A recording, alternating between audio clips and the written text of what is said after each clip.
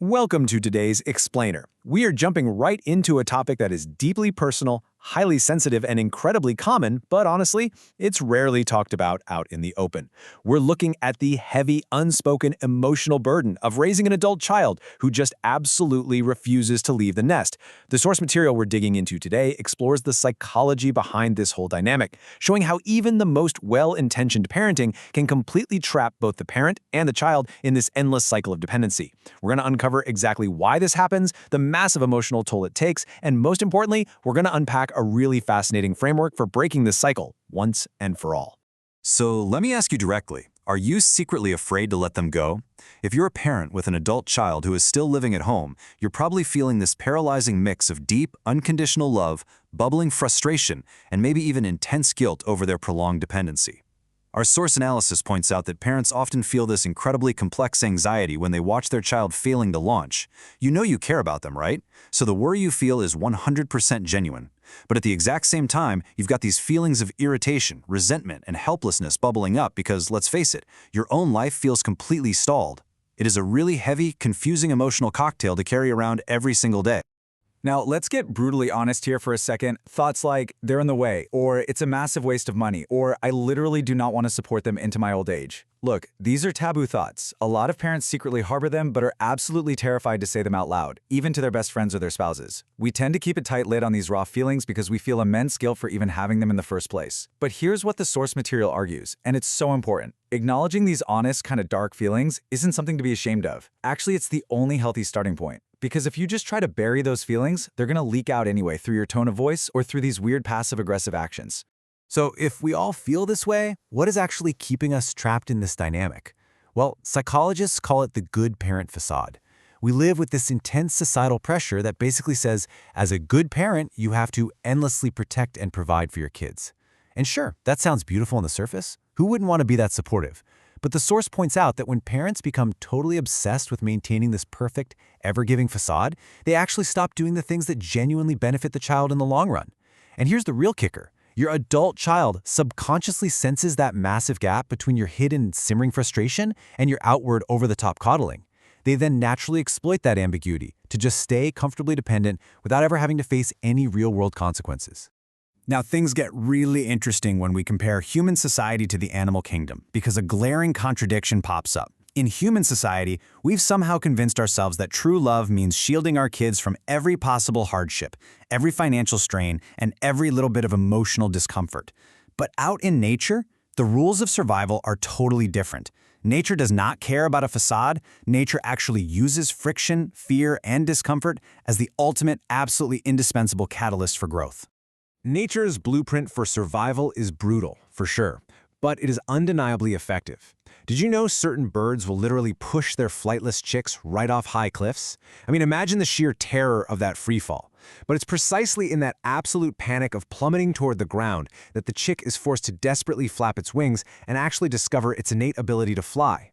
The source also points out that in extreme environments, polar bears will sometimes leave blind cubs behind, or birds will aggressively reject weak chicks from the nest just to ensure the species as a whole survives.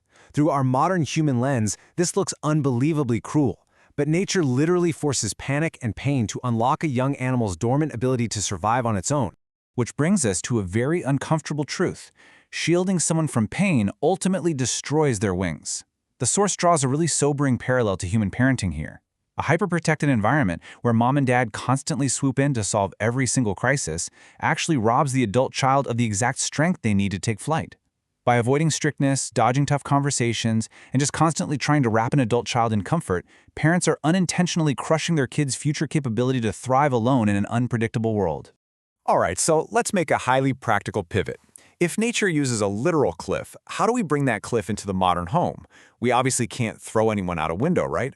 So how do we manufacture this healthy survival friction in a household that has just become way too comfortable for an adult child? The source material makes a great shift here, moving from the psychology of why we're stuck straight into actionable, concrete strategies for applying this kind of tough love today. One of the most fascinating concepts presented in the source is something we can call the home tariff. Think of it exactly like a tariff on imported goods. Is it harsh? Maybe a little. Is it effective? Absolutely. If your adult child is earning an income but just blowing all their money on luxuries while living rent-free, you've got to step in and apply a deliberate, unavoidable cost to the comfort of the family nest. By making their current living situation financially demanding, you slam the brakes on their excessive comfort. You immediately start incentivizing their independence because suddenly staying at home is no longer a free ride. Let's break down exactly how this rent playbook works, because it is a brilliant three-step strategy. Step 1. Charge above market rent. You literally want to make staying in their childhood bedroom feel expensive. So expensive that moving out into their own apartment actually becomes a much more appealing, logical financial option. Step 2. Secretly save that collected money. You aren't taking their cash to go fund your own vacations. You are silently acting as a vault. And Step 3. Gift it back for moving out expenses. When they finally make that mature decision to leave, you hand them this hidden safety net to pay for their security deposit or maybe their new furniture. It creates the immediate necessary friction right now, while quietly building a really sturdy bridge to their future. Now, if you only apply strictness, your house is just going to turn into a total war zone, and nobody wants that. You have to balance the dynamic. You deliberately make home life slightly uncomfortable. We're talking frugal meals, enforcing chores, and just allowing minor inconveniences to exist without you rushing in to fix them. But you balance this by seriously enriching their outside life. You ask them to pick a highly rated restaurant, and you go out for a special, joyful meal together, completely on your dime. This strategic separation maintains your parental trust and that deep emotional connection, while sending a crystal-clear signal. The fun, the luxury, and the joy, that happens out in the real world, not on your living room sofa. All of this boils down to one absolutely core philosophy.